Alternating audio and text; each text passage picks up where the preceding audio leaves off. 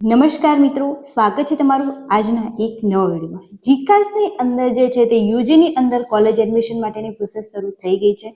બહુ બધા વિદ્યાર્થીના મનમાં એક ક્વેશ્ચન હશે કે એમને કઈ કોલેજ સિલેક્ટ કરવી જેથી એમને એડમિશન ફાઇનલ મળી જાય અને શું એમને મનગમતી કોલેજની અંદર એડમિશન મળશે કે નહીં. તો આજના આ અંદર આપણે એની સંપૂર્ણ ચર્ચા કરવાના છે.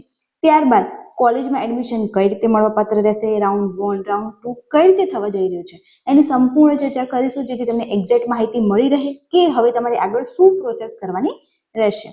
તો હવે શરૂ કરીએ આજનો આ વિડીયો. તો સૌ પ્રથમ વાત કરીએ તો અત્યારે પ્રથમ રાઉન્ડ જે છે તે ચાલી રહ્યો છે. પ્રથમ રાઉન્ડની અંદર એડમિશન માટેના ક્વિક રજીસ્ટ્રેશન અને ફોર્મ ભરવાની પ્રોસેસ ચાલુ છે. જ્યારે આ પ્રોસેસનો અંત આવશે પછી કોલેજીસ દ્વારા જે છે તમને ઓફર આપવામાં આવશે. હવે તમે પ્રેફરન્સની અંદર સિલેક્ટ કર્યું હશે ફર્સ્ટ નંબર ઉપર, સેકન્ડ નંબર ઉપર, થર્ડ નંબર ઉપર. હવે અહીંયા તમારે પ્રેફરન્સ કઈ રીતે સિલેક્ટ કરવાનું છે? સૌથી પહેલો પ્રેફરન્સ એ હોવું જોઈએ કે જે કોલેજની અંદર તમારે સૌથી પહેલા એડમિશન લેવું છે, તમારું પહેલી પ્રાયોરિટી અંદર જે કોલેજ હોય એની અંદર આ કોલેજનું નામ રહેવું જોઈએ. ત્યારબાદ સેકન્ડ પર, થર્ડ પર એવી રીતે રહેશે.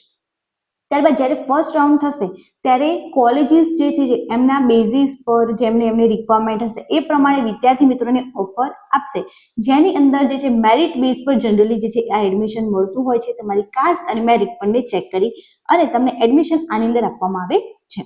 તો હવે તમને ડિટેલમાં બધી ઇન્ફોર્મેશન જે અહીં છે એ આપવામાં આવેલી છે. સૌથી પહેલા ફી ફોર્મ ફિલિંગ કરવાનું જે તમે છે તમારું ફોર્મ જે છે ત્યાં બધા સેન્ટર છે જીકાસના, ત્યાં જઈ એની મફતમાં પણ ભરાવી શકો છો. જો તમને કોઈ ડાઉટ હોય કે તમને ફોર્મ ભરતા નથી આવડતું, કોઈ ઇશ્યુ રહી જશે તો તમે સેન્ટર પર જઈ અને એકદમ મફતમાં તમારું ફોર્મ જે છે તે ફિલ કરાવી શકો છો.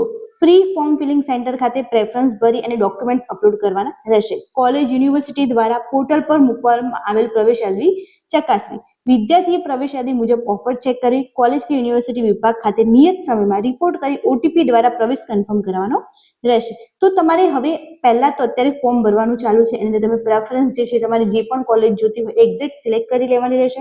ત્યારબાદ કોલેજ દ્વારા તમને ઓફર આપવામાં આવશે. તમારે જો એ કોલેજની અંદર જવું હોય તો તમે એ કોલેજ પર ટીક કરી અને એક ઓટીપી દ્વારા ત્યાં કન્ફર્મ કરાવવાનું રહેશે. ત્યારબાદ નિયમિત સમયગાળામાં કોલેજની અંદર જઈ અને ઓટીપી સબમિટ કરાવી અને ડોક્યુમેન્ટ આપી તમારો પ્રવેશ કન્ફર્મ કરાવવાનો રહેશે. પરંતુ જો તમારે એડમિશન નથી લેવું તો તમારે શું પ્રોસેસ કરવાની રહેશે?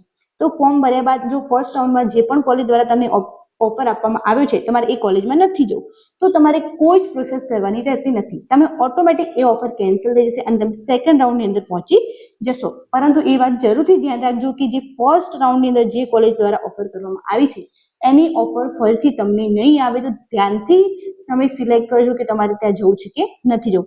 અને જે ફર્સ્ટ નંબરની કોલેજ છે તમે સિલેક્ટ કરી છે અને તમે સેકન્ડ નંબરની કોલેજ દ્વારા ઓફર આપવામાં આવી છે તો હવે તમને જે છે નીચેની કોઈ પણ કોલેજ દ્વારા ઓફર કરવામાં આવશે નહીં. અને જો ફર્સ્ટ નંબરની કોલેજ છે એના દ્વારા તમને ઓફર નહીં કરવામાં આવે તો સેકન્ડ નંબરની કોલેજ પણ તમારા હાથમાંથી જશે. તો તમારે એ ચેક કરવાનું છે ફર્સ્ટ નંબરની કોલેજ દ્વારા કેટલા પર્સન્ટેજ વાળા વિદ્યાર્થી મિત્રોને એડમિશન મળી ગયું છે અને જે તમારી ફર્સ્ટ નંબરની કોલેજ છે એની અંદર હવે સેકન્ડ રાઉન્ડ માટે કેટલી સીટ અવેલેબલ છે આ બધી ચેક કરી અને તમે જે છે તે ફર્સ્ટ રાઉન્ડની અંદર ડિસિઝન લેવાનું રહેશે. ત્યારબાદ તમે એ જોઈ શકો છો કે ફોર્મ ભરવા માટે વિદ્યાર્થીને સલાહ આપવામાં આવે છે. જીકાસ પ્રી ફોર્મ ફિલિંગ સેન્ટર પર હેલ્પ સેન્ટર પણ છે જ્યાં તમે જઈ શકો છો. રજીસ્ટ્રેશન સૌ પ્રથમ ક્વિક રજીસ્ટ્રેશન જે છે એનો વિડીયો અવેલેબલ છે ચેનલ પર. ક્વિક રજીસ્ટ્રેશન અને ફોર્મ કઈ રીતે ભરવું તો એ જોઈને તમે એક્ઝેક્ટ ભરી શકો છો અથવા તમે સેન્ટર પર જઈને પણ ફ્રી તમારો જે છે તે ભરાવી શકો છો. ત્યારબાદ અહીંયા સંપર્કની વિગતો આપવામાં આવેલી છે કે રજીસ્ટ્રેશન સમયે વિદ્યાર્થી ફક્ત પોતાનો જ મોબાઈલ નંબર અને ઈમેલ આઈડી આપવો. આ મોબાઈલ નંબર પર વોટ્સઅપ મેસેજ અને એસએમએસ પણ જે છે જીકાસ દ્વારા મોકલવામાં આવશે. ત્યારબાદ પસંદગી ક્રમ કોલેજમાં યુનિવર્સિટીની પસંદગી ખૂબ જ ધ્યાનપૂર્વક કરવી. એકવાર કોઈ કોલેજમાંથી પ્રવેશ ઓફર મળે તો તે પસંદગી ક્રમની નીચેની તમામ પસંદગી ક્રમ સિસ્ટમ દ્વારા આપમેળે રદ થઈ જશે. ઉદાહરણ તરીકે જો તમે 10 પસંદગીઓ આપી હોય અને ચોથા નંબરની કોલેજ ઓફર મળે તો 5 થી 10 નંબરની પસંદગીઓ આગળના રાઉન્ડ માટે નીકળી જશે.